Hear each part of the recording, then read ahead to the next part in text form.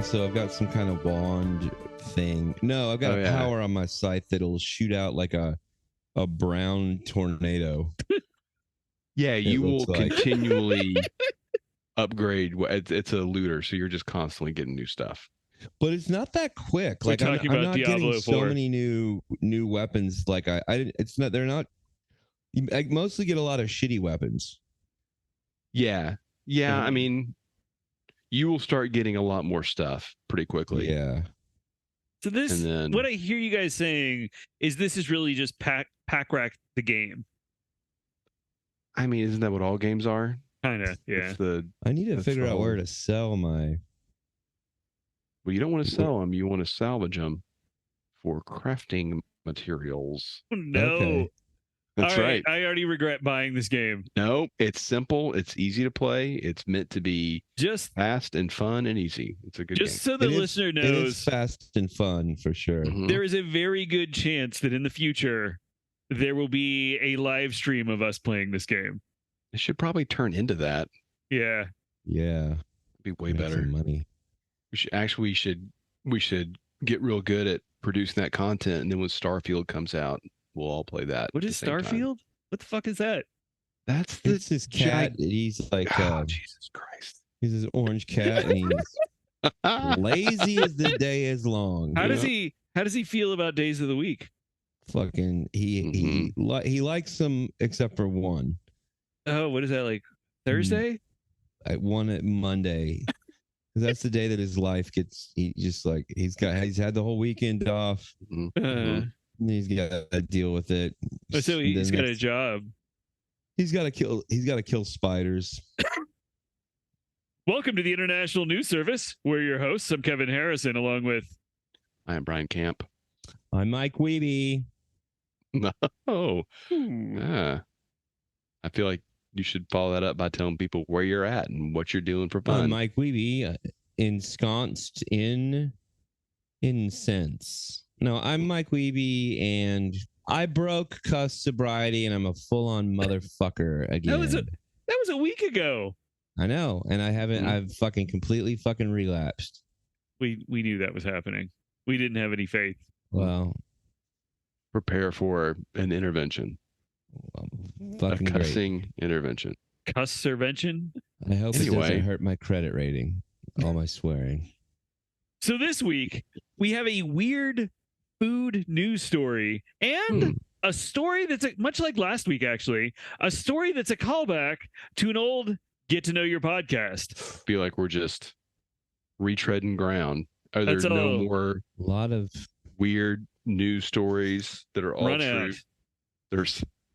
There's no more. Did you guys see that thing about the giant starfish? No, I didn't see that. Oh yeah, like on the Texas coast, what we call the third coast, like a crazy. I think the picture made it look like it was 2 feet across. Up on that sounds like Starro. Well, it did. No, I only stuck on anyone's face and control them. Like probably, well, like a good American. I only read the headline, so I don't really know what any of it's about. It could be where I get my politics, from reading the headlines. Starro sighted off the coast of Galveston. It's a gray sea star. Oh wow! So it's like on the shore crawling around. Yeah. Wow, that is pretty crazy. I recommend Googling starfish Port Aransas, and this thing is fucking wild.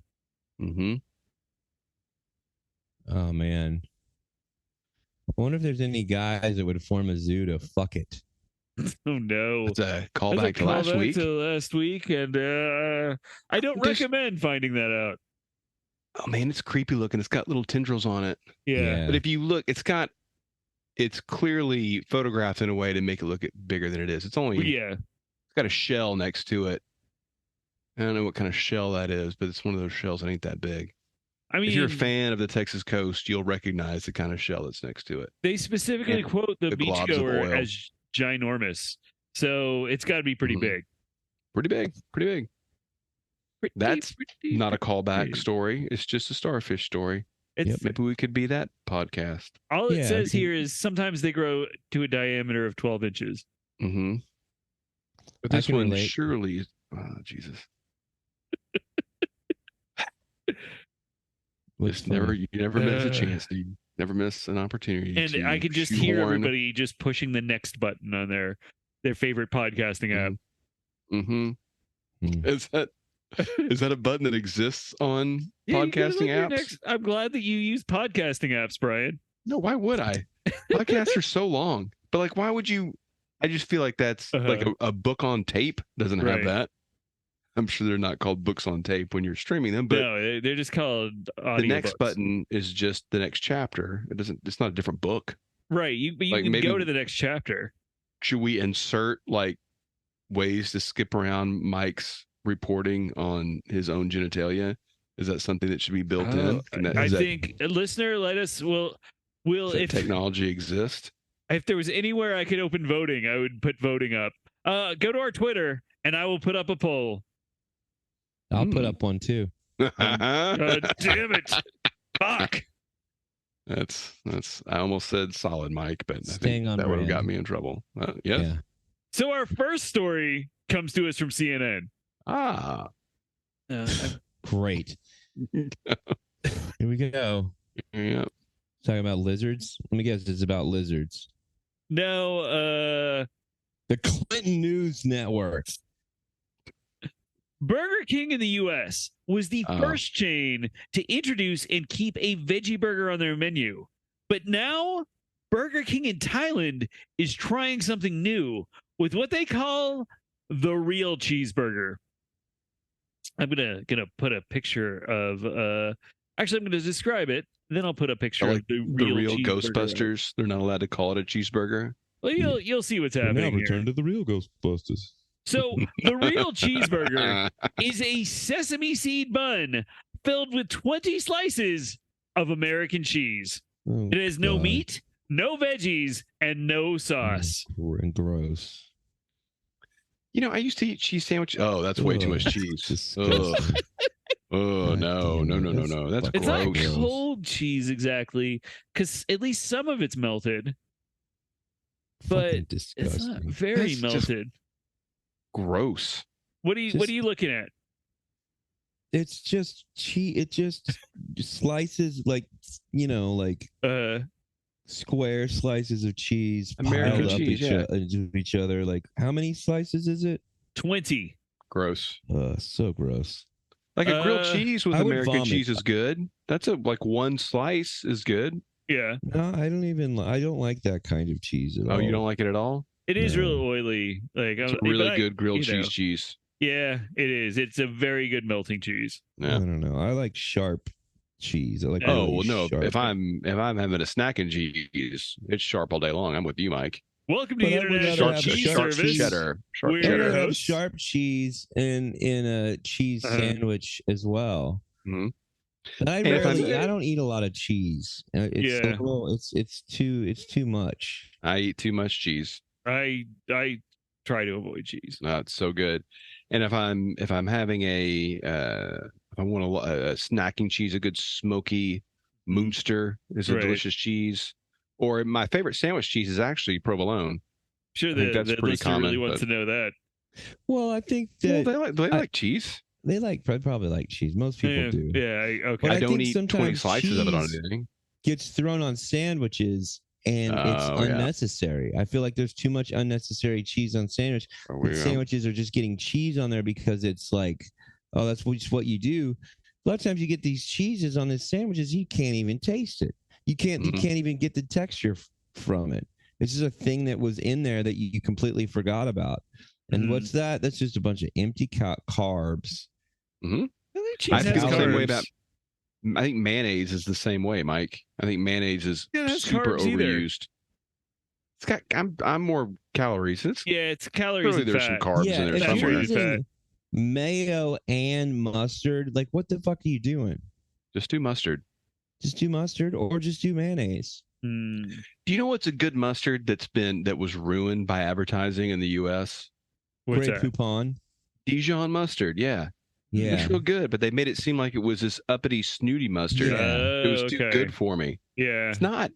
It's just a good mustard. Well, Brian, it may be too good for you. I mean, well, I'm not getting yeah, because Grey I didn't Poupon, eat it for a long time because I was, working class.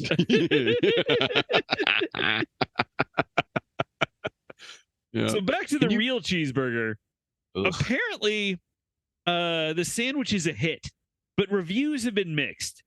One customer said she loves cheese, but quote, so you guys can relate to this quote maybe. She loves cheese, but quote, this is a bit too much. I could only finish half of it. This is an insane amount of cheese added into one burger. Another customer called it too intense. The burger, however, is kind of a steal at just 109 baht, or about $3.10. That's about a third of the cost of a Whopper in Thailand. Now, Whopper's a good burger. Whoppers. When I used to eat meat, I eat beef. Yeah. On the reg, I would go Whopper over any other fast food burger. I'm common wondering, fast food, like a fast food on the road, a gas station fast food. I would go Whopper over, definitely Whopper over a Big Mac any day. I feel like when I ate burgers, I feel like, of the non-veggie kind, I feel like at that time the Wendy's burger was probably my favorite. But when I see them now, they seem to have decreased in quality quite a bit. Yeah. Would you guys? One, I agree with you, Kevin, that Wendy's is, I think, lost. That Dave Thomas is literally spinning in his grave. Yeah. Yes. Would you guys agree with me that that there is no greater fast food restaurant disparity between like a good Burger King versus a bad Burger King? It's the widest gulf as compared to like a good McDonald's to a bad McDonald's. And they're all crap. It's all fast food, right? We know what it is. It is what it is. I hear exactly what you're saying, and I 100% agree with you. Yeah. Because I've been to exquisite Burger Kings. Exquisite. Like the I've Queen been could to eat there. Burger Kings who were just serving out complete garbage, and I've been so disappointed. The Garbage King. Yeah. No, there's a Rat King, I would call it. No, the mighty Rat King. Have we talked enough? We haven't talked about Rat Kings, have we? I don't think so. Future Get to Know Your podcast. Oh, yeah. Well, I'm sure the listeners experienced the Burger King phenomenon also, but unless they've only eaten at one, they happen to get a bad one. But if your first Burger King's a really good Burger King, you will live your life in pursuit of that delicious Whopper taste, that flame broiled Whopper taste, straight from the cow to your mouth. Eat so little fast food, and I'm not in good shape right now either. Oh, we know. But I know. But you're looking great, Mike. It's not true, but thank you. You don't look terrible. Yeah, you don't look awful. I need to not eat those giant cheese sandwiches. That's right. No, but I would be surprised. Man, I used to eat so much fast food, and I just don't really have any connection with it at all. And I didn't get rich or something. It's not like I have a personal chef around. I just found that man, for a few bucks more, I feel a lot better. Yeah. Well, grease. Well, let me ask you this, Mike. Have you? Fat. And maybe, Kevin, this happens up in where you live, but where we are, especially, it is like I agreed with you that it's just a few much more for better food, and now I feel like that's gotten real expensive, and then fast food places have gotten real expensive. I try not to eat out that much at all anymore. It's so damn expensive. Biden. I just feel like none of it, it's all terrible for me. Right? Well, and it all makes me feel terrible. All food makes me feel terrible. I just I have to eat it anyway. I like pizza. Yes, I still eat out. I still eat out more. I still eat out a lot just because I'm too lazy to cook. But I've got a couple meals that I kind of prepackaged meals that I'll go buy at HEB. I want to try that. I want to try. I want to try that Hello Fresh or one of those Blue Aprons or one of those things. Man, those are so much fucking work. Apparently they're good at teaching sell it like you. it's not. It's too much work. Apparently they're good at teaching people like basic cooking techniques. But the I don't problem want to learn that. I want to be Well. rich enough to have somebody else do that for me. Well, it's not that cheap, right? It's not like you're Right. saving a lot of money either. You'd be better off just going to the Cotton Patch or your other favorite restaurant and getting your fried chicken there. Patsy's Cafe. Mm-hmm. The Catfish Parleur. First we talk cheese, now we're just talking Austin restaurants. That's great. Well, not all Austin restaurants. They're not all Austin restaurants. A lot of them are. Oh, Burger King is international. I forgot. Yeah. One of the largest and best fast food restaurants chains in the world. Okay, although I bet in a lot of places they put feta on it. Ray. So describe, before we go to the next story, can you guys describe to me your perfect burger? Oh, Michael? Well, do I have to include beef or can I? No, you can put whatever you want on it. Is there any beef on the perfect cheeseburger? I'm sorry, the real cheeseburger? I guess not. Yeah, I'll tell you my favorite burger in town. It's not particularly good for you either, but there's this place called Hop Dotties. Oh, it's good. And they have a ahi tuna burger that's just seared on the outside, and then there's like some teriyaki on it and some ginger, some like cut up ginger, a little bit of wasabi, and then a big old chip, a big nori chip on there. And these good buns too. That's my favorite burger. And yeah, I'm going to say that's my favorite. It's pretty greasy and definitely not good for you, even though you think, oh, fish, raw fish. Well, that's good for you. But everything else probably makes it pretty bad for you. Right. Nice. I would, just to chime in, I think the best burger, and I haven't been there in a long time, but at least my memory of the best burger that could be had is at a little place called Kincaid's in Fort Worth, Texas. Oh, yeah. Delicious cheeseburger. Nothing quite like it. Made by the finest of chefs. Kincaid's. So right off Camp Bowie. Okay. Right next to the gas pipe. Get your smokes. The gas pipe. The gas pipe. The gas pipe. It's a smoke shop. It's a smoke shop. It's the gift shop. The gas pipe. The gas pipe. The gas pipe. Well, what's your burger, Kevin? I don't like. I just it would be maybe like 20 slices of American cheese. 20 slices of so it would have like a black bean burger under it, but then it would have 20 slices of American cheese on top of that, and then mayonnaise and mustard. Gag me with a spoon. Ooh. Kevin, did you eat? Do you eat the?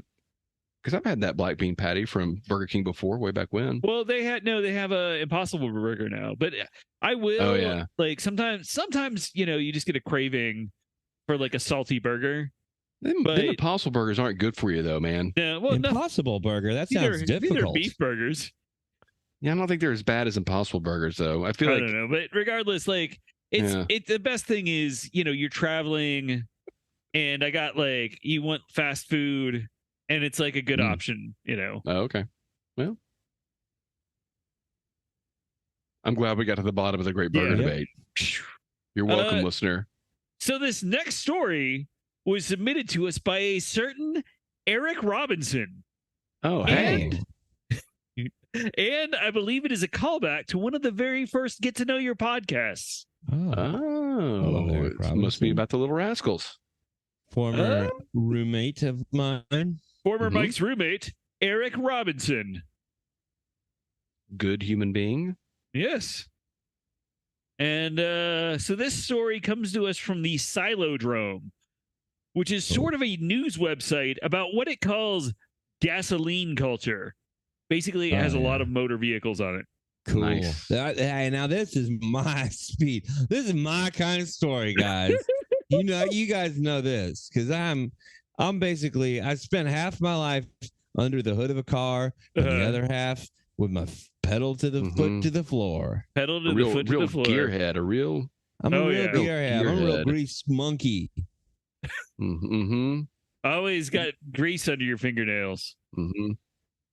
I live my life a quarter mile at a time.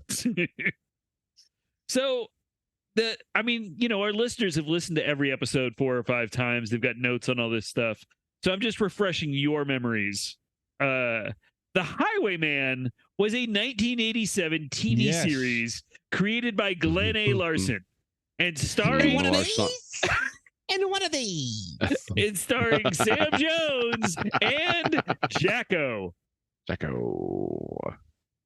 What would my reaction be to seeing this, Mike? Is there a way I would feel? Is there a oh my God, like maybe a certain way you feel on a birthday, or like if you get a head in a box, like is there a way? Is there something? Will the Highwayman do something? Will it perhaps? I'm at a loss here. I feel like this is something really specific, and I don't know what it's very specific. Yeah, it's kind of people might say it'll a shocking event, an alarming. It might alarm me. Yeah, it'll alarm you.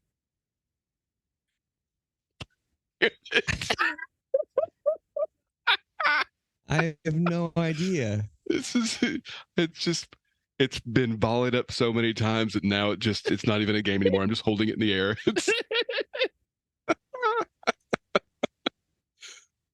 Well, if you were taking a virtual trip to Mars, or you thought you were, right, and you took off a head that was around yours, and you get ready for a surprise. Right. So what might Jocko say using that same word about surprise? It'll surprise. It'll surprise you. Okay. The Energizer. So the show was kind of a cross between Mad Max and the Knight Rider. Way more like it had an intro that made it look like it was Mad Max, but the show was like Knight Rider. Okay, just future Knight Rider, desert Knight Rider. The future. It was just the only thing futuristic about it was that weird Winnebago they had. Yeah. So I'm like, I was a reporter. Right? So as Mike pointed out, one of the most important aspects of the show was its vehicles, especially a futuristic semi pulling a tractor trailer, which Sam Jones's character drove throughout the series. Now, that semi and tractor trailer are, at least as of this recording, for sale on eBay. Oh, my God. Oh, wow. The truck reportedly cost $500,000 in 1987 money. Oh. And was built by Denton, Texas's own Peterbilt in 1982. What? It has it probably wasn't built here, but Peterbilt is headquartered here. Anyway, it has a 700 horsepower turbo diesel engine, just 5,000 miles, and the listing says that it runs and has a clean title. Now, I'm going to show you guys a picture here of it and get your... Well, that kind of thing, it loses a bunch of its value the second you drive it off the lot. Yeah. So this is... what do you see here? It's a lot more plastic looking than I remember. It looks like a tractor trailer sitting on top of a like minivan style. I don't even know how to describe this. It's right, where's the engine? Is it a mid-engine? The engine's got to be behind it. Right. But also, according to the listing, it is all steel. Oh. So there might be some glaze over the steel at those places that like it looks rubbed like off. a DeLorean, right? It does have kind of a DeLorean look to it. It does have a DeLorean look, yeah. And then I've got some more pictures here. Good. Here's another shot. Yeah. Here's Do they say the inside of the trailer? What frame it was built off of? It does. I can look that up. It's some kind of Class 8 truck. Let's see here. You got your lights. You got your apparently the Highwayman did not take care of apparently not his cab because there's some leaves in there. There's a bottle of water. Is what is known as a barn kept truck, I believe. Yeah. Plants. Oh, I mean, it's pretty cool. It says, we got a little flyer here. It says the most powerful license of its kind. No standard weapon can match it. And then it has no ordinary rig can catch it. No average hero can compare to the Highwayman. Starring Sam Jones and quote Jocko unquote. And Jocko's got his fist raised just a little bit. And he looks like he's sheepish about his fist being raised. Like he's a little like, yeah. Like this is going to ruin my career. That'll surprise you, Jocko. The Energizer. So, the cab of the truck sits low, and it's more like a car, while the body of the truck is shown just a few inches off the ground, which would make it really difficult to drive in the future if it had any moderately steep hills or potholes. The listing also says that you can make as much as $100,000 a year on film production and movie rentals, which means it's a steal at the $95,000 asking price. Of course, if you don't have the money, the listing also says the owner will trade for a boat or an RV. Ooh. I feel like we could maybe get a show on the Discovery Channel if we pulled our money together and got it. And it was all about us fixing up. We can pretend to be super obsessed over the Highwayman. Okay. Yeah. Maybe we can have Jocko show up on the last episode and reminisce. He's dead. But he's not. Is he dead? No, he's not dead. He might be dead. We can have him like in one scene. We could all. We can. Well, they were very close. We could open up a compartment and have some batteries in there and see if we can bait him into saying. That'd be cool. Yeah, that'd be a great. Let's see. Jacko, much like Art Adams, Jacko is still alive. Well, and with these the strikes going on, studios are probably hungry for content. Probably, yeah. And that's just a reality show. We can pull that off. That's not anything. Yeah, it's just us learning how to work with our hands, wanting to reconnect with American engineering of the past. And you've got the home connection. We all do of Denton, the Peterbilt, and we always, that's. This feels like $1 million idea right now. This feels like something. It's got that big trailer, and we could use the trailer because it looked like there just wasn't anything in that trailer, right? No, it was just kind of like raw steel and wood boards. You could use that area as a place to let guys get fucked by horses. No, I don't think that's a good idea. It'll surprise you. It'll surprise you. Man. You could do that in that trailer. It's big enough. I was thinking we were going to do a road show. We're going to go on tour in that truck, and then we would live in the trailer. That'd be pretty cool. You'd save a lot of money on hotel rooms for sure. It'd be smart. Yeah. That's the 900,000. 95,000. 95,000. Yeah, under 100 grand. Huh. Let's see. You guys are in the way. I don't know if I can get to that article. Let's see. Yeah. So, we've got it's got to be at least 3 feet of clearance in this thing. We buff out get the paint looking real good. Yeah. Man. Yeah, the INS tour. That's probably not hot at all in the summertime. Oh no. It's cool back there. All steel. So the overhead, the part that goes over the truck van looking thing, that's probably 3 feet, but the back of it, that's at least that's probably 7-8 foot clearance. Yeah, probably. And it looks like it has teeth on the front of it, kind of. Yeah. Like we could ram with this thing. Anybody gets in front of us, cuts us off, we just ram. See, this would be the first season with us be doing this, and then we could have a dream of organizing an actual death race, and this would be our death race car.